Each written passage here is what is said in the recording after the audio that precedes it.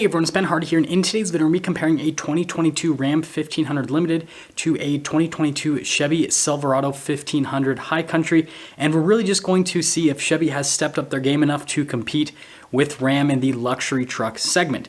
Now, before we get into the video, I do want to mention if you want to save time and money the next time you purchase a car, link to my car buying guide in the description down below. Let's get right into the comparison.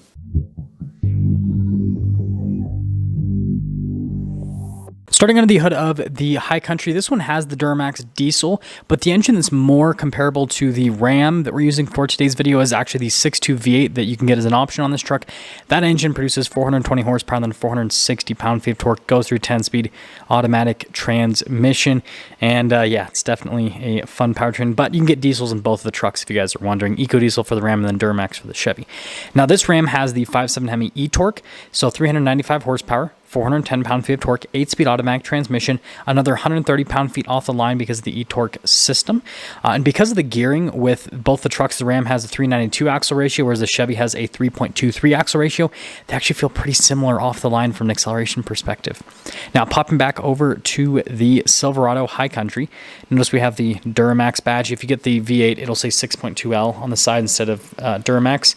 And then you've got the High Country logo there. And then you can see this one has this really nice metallic white paint, which I think looks great. You've got the headlights there, and then notice with the daytime running light, and they're actually pretty bright. You've got the blacked out accenting down below that, and then notice here with the bumper how that's body painted. Parking sensors on the front end, and then you guys can see here with the High Country logo on the grille. And then notice we have the High Country colors as well. Got the traditional Chevy bow tie there in the center, tow hooks on either side, and then you do have fog lights at the very bottom. I'm guessing they shaped it that way with like the little metal things that go across to kind of protect them from rock chips. That's my personal guess. And then you guys can see here with the front end of the Ram Limited. Still looks great to this day, frankly. So you can see there with the hood, you've got the raised part in the center. You've got your 1500 Hemi e-torque badge off to the side. And then notice there with the daytime running lights and then the headlights themselves super bright. I would say that the Ram's lights are probably a little bit brighter than the Silverados from what I've seen at night. And then you can see there with the Ram logo in the center, fog lights down below, parking sensors, tow hooks, body color bumper, you know, pretty much the same setup with both of the trucks, but notice the Ram's more rounded off, whereas the Chevy is a little bit boxier. Coming here to the side, you guys can see just how big the wheels are here on the High Country. Now with both the trucks, you can get 22-inch wheels if you want, and that's kind of just like a thing for luxury trucks, is doing 22s. They look great with 20s, frankly, in my personal opinion, but a lot of people seem to go for the 22s. You can see the front suspension there, again, that High Country logo, and then you've got power side steps, and you can see there with the chrome accenting off to the side. Notice you got chrome on the mirror cap, door handles, lots of chrome with the truck. Again, that's like a luxury truck thing. And then just notice how it's kind of like more squared off on the side, round wheel arches, right? But it's just kind of has more like a boxy theme overall. Leaf springs in the rear, which actually help out with payload quite a bit. We'll talk about that in a second. But this Ram has 20-inch wheels on it, but you can't, like I said, you can get 22s as an option on the Ram. I think the 20s are fine if you do like larger tires than what this comes with stock, but yeah, either way, I think still it's a good-looking truck. And by the way, this is at the top of the bags with the air suspension. If you guys are wondering, that's why it's so like riding so high, basically. And you can see there with the air suspension. And that's the thing with the Limited is it comes standard with air suspension. So a regular Ram will have coil suspension. You can get air suspension as an option on some packages, but the Limited just standard with it. You can see you've got the chrome trim there off to the side, chrome on the mirror, chrome on the door handles. But notice again, more rounded off. Look at like the fenders and the wheel wells, right? The fender flares. It's all kind of more rounded off. You can see you've got the wheelhouse liner there on the back. And then popping back over to the High Country, here's the key fob for it. So you'll notice that you've got a few functions. Main thing, remote start and tailgate drop down. It's probably, well, I mean, of course, lock and unlock you can use all the time, but those are the two cool things on the key fob. Now, you can see here with the tailgate there and notice with the lights in the back. And I've noticed that I've seen more Silverados with bedliner from the factory than I do with Rams. So I think it's kind of interesting. High Country logo. And then the High Country does have a higher payload capacity than the Ram. That's another thing I've noticed with the Silverados is on average they seem to have a slightly higher payload capacity than the counterpart Ram trucks, which is kind of another interesting thing. But finishing things up with the rest of the rear, you can see the Silverado logo, High Country logo, Chevrolet stamped into the tailgate. Then you've got the parking sensors here at the bottom with the squished exhaust tip covers. And then in terms of towing, 9,000-ish pounds on the Silverado High Country. And that's the thing that's interesting about the Silverados is that they have a high payload but then lower towing. So you can see the key fob here for the Ram. No air suspension drop down, tailgate drop down, remote start. So you've got another function because it has the air suspension. And this one has the multi-function tailgate. Obviously on the Silverado you can get the Multi-Pro, which is that weird tailgate system. So they both have weird tailgates that you can get as options. This one also has the bed utility group, so that's why it's got the cargo tie-down hook sliders, LED lights, cargo light there at the top, but there's no outlet in the bed. And this tailgate is light, or not lighter, heavier rather than the traditional tailgate. So take that into account. Like I said, lower payload capacity with the Ram. And you can see the swings open like barn doors. With the Silverado, if you get their Multi-Pro, it basically just pops down and turns into like a bed step system, like where you can step up.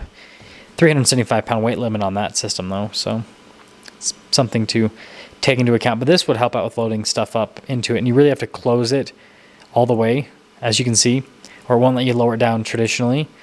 So you have to just make sure that those are both together, and then it'll let you actually lower it down, which is a pretty cool little feature. And then going from that to the rest of the truck, notice here at the taillights, from a design perspective, and you got all your regular chrome badges here on the back, and then you got the parking sensors with the bed step there in the center and the exhaust tips. And then towing capacity with the Rams, you get 392 axle ratio. It's like 11,000 pounds. So again, like I said, it's interesting that, you know, with the Silverado you get a higher payload capacity, but with the Ram you get a higher towing capacity. There's a tow package you can get in the Silverado though to bump it up. But one thing I will mention on that is I've never reviewed one with a tow package. They never have it. I don't know why, but nobody orders them. Anyways, popping back to the High Country, here's the interior. So notice we got the blue all over the interior. I'm a huge fan of it. So you got the nice wood trim there at the top, and then notice that's perforated. It's actually hard to the touch, but it is perforated, like with the styling, which looks cool. And then all of the blue with the brown stitching. I really like it, like from a just a pop-out color perspective. It looks great. And then here are the seats, same thing. So you can see perforated there in the center portion. And then notice there with the brown, and then you can see there with the behind the seat storage. And then again, same thing with the pattern there in the center portion. And also what you will notice here with the truck is, again, those power side steps, got the grab handle. And room in the Silverado is great. Most full-size pickup trucks have great room for the back seat area. And then notice some cup holders, heated seats. We've got the vents, got the USBs, and then under seat storage as well. And something that's interesting is a lot of truck makers will put like cloth in the in-between parts on the seats, I've noticed, to save money, which is kind of funny. But popping over to the Ram, this is a limited 10th anniversary edition. I just picked out this truck because the MSRP was closest. But notice you got leather trim there at the top and at the bottom. But then with the 10th anniversary, you have well, white contrast is stitching, but you've got like that cloth trim in the center, which is kind of interesting. So it's creates quite a bit of contrast in terms of like this, you know, material use. It's interesting. There's a lot of textures basically happening on the door panel. I'm still not sure how to feel about it to this day. I love how it looks, but at the same time, I'm like, would it be better if they just did leather? I don't know. I don't know. Harman Kardon sound system. The Silverado we forgot to mention, but it has the Bose sound system. I know you guys are going to want me to pick a winner. We'll talk about that in a second. Got the ice buckets. Got the Ram logo. And then you can see here with the seats. So regular limited is all leather. This one, being the 10th anniversary, has the cloth inserts on the seats to create some textural differences from an appearance perspective. And then notice with the leather how that's all perforated in the center portion. And overall, I think the aesthetic of the seat looks great. And then notice how it's black on the side to, again, create kind of like color contrast with the seat itself. And then the other thing to mention is you can pick up the seats with the Ram, just like the Silverado, as you can see. And then you can get a reclining seat function. Wood trim there at the top, couple cup holders. And then notice heated, cooled seats, USBs, full power outlet down below. So you don't get cooled seats over in the Silverado, so that's definitely a benefit to the Ram. Popping back over to the Silverado, now that we're kind of talking about it again. Notice the trim there at the top, and then again the wood trim, and then the silver trim down below it, and then perforated down below that. You got your memory seats. There's a quick look at the mirrors. High Country logo as well. I noticed the window controls front are automatic. Got the mirror adjustments, and then another speaker for the Bose sound system. Love how it has kind of like a boomerang design. And then notice the brown stitching. And I guess we can talk about the sound systems now. I prefer the Harman Kardon a little bit. The Bose is great. Again, high country there at the top. I'm gonna have to like split this up a little bit. You can see the stitching there in the center as well, and then the power adjustments. But the thing I want to mention is they both have great subwoofers. Pedals down below.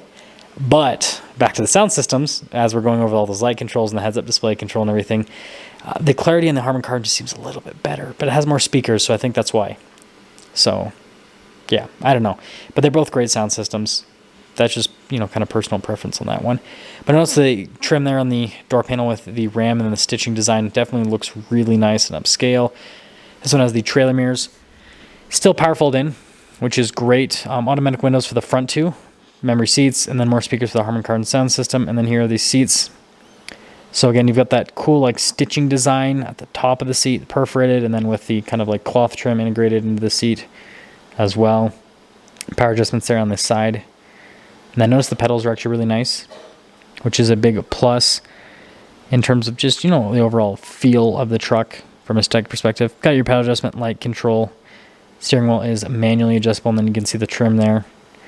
Again, to kind of add to that luxurious theme, then also on the dash too. Just look at the material use. So that is all fantastic. And then popping back into the Silverado, here's the animation you get when you close the door. So you can just start up the truck if you want, but I show this in the comparison so you can see kind of, what they're going for from an experience perspective with the trucks, right? So I think that animation is actually pretty cool overall. And then fully starting it up, you can see the kind of just straight up animation that it does there. Just boom, pops right on. And then here is the steering wheel. So you can see with the padding there and the stitching on the center. And then also the trim on either side. And then notice heated steering wheel. You've got cruise control, controls for the center stack, paddle shifters there for the 10-speed automatic. And then you've got the radio controls on the back of the steering wheel. Of course, your turn signal windshield wiper stock as well, which is very important. And then here is the gauge cluster. So full digital gauge cluster with the Silverado High Country. One thing to mention is the High Country it has that custom animation, but you don't get a custom gauge cluster. It's the same as, like an RST, for example, right? So they all have the same digital gauge cluster. And then notice with the drive modes how it kind of changes there. And you have a normal, sport, and then off-road, and there's also a tow haul mode as well. So there's some customization from that perspective. And then you also have a heads-up display with the truck. Then here's the infotainment system. So horizontal, which I prefer because it makes it so the camera view is larger. So you can see here with all the different camera views of the truck, you can see out of every single angle. Chevy's just nailed it from a camera perspective.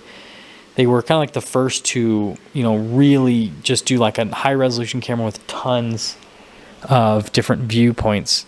And so I think they did a great job overall. And then you can see the bed view as well.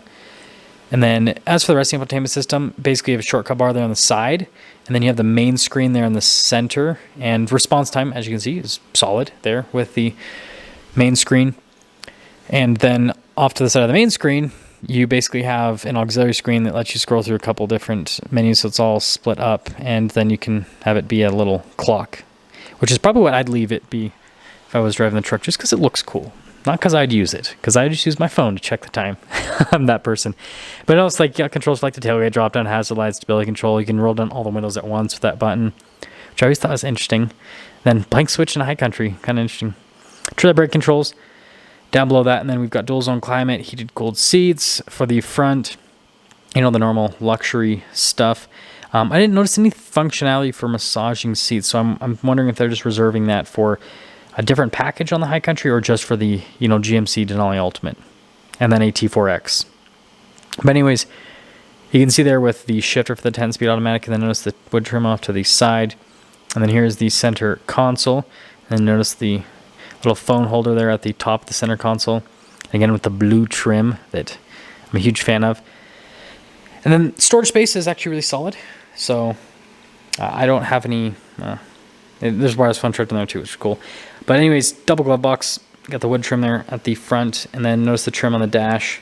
And just notice like a lot of the dash is covered. So they're definitely making an effort to just give you a lot of nicer materials with the new High Country. That's hard to touch off the side, but like I said, most of the dash is covered with the nice blue leather.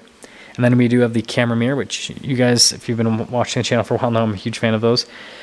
Sunroof, not a panoramic, just regular power sliding window. And then you can see darker colored headliner as well with the High Country. And then moving on from that to our little window sticker on my phone. You can see all the standard equipment. I didn't really want to spend too much time on the window sticker, but you can see the base price there. It's like low 60s, right? 62. And then this one, after all options, is $71,000, right? Almost $72,000. But popping back over to the Ram now. Completely different setup. So you can see half analog, half screen. Well, more like 2/3, 1/3 is a better way to put it. Anyways, there is the steering wheel. So really nice wood trim at the top of the steering wheel. And notice the leather trim down below. And then stitching. So notice that Ram differentiates the steering wheel by having different materials compared to other Rams. And then radio controls in the back. No paddle shifters, though. But notice we still have our turn signal windshield wiper stock. That's all you need in life, right? And it does have adaptive cruise control. And then here's the gauge cluster setup. So again, you do get custom gauges with the Limited. Now, other Rams obviously have this, half screen, half gauge setup. But the Limited has like the blue coloration. It says Limited at the top. And so it has its own custom appearance. And you guys know I have a Tier X. And same thing, it has its own custom appearance because it's like red and then it has the Tier X logo.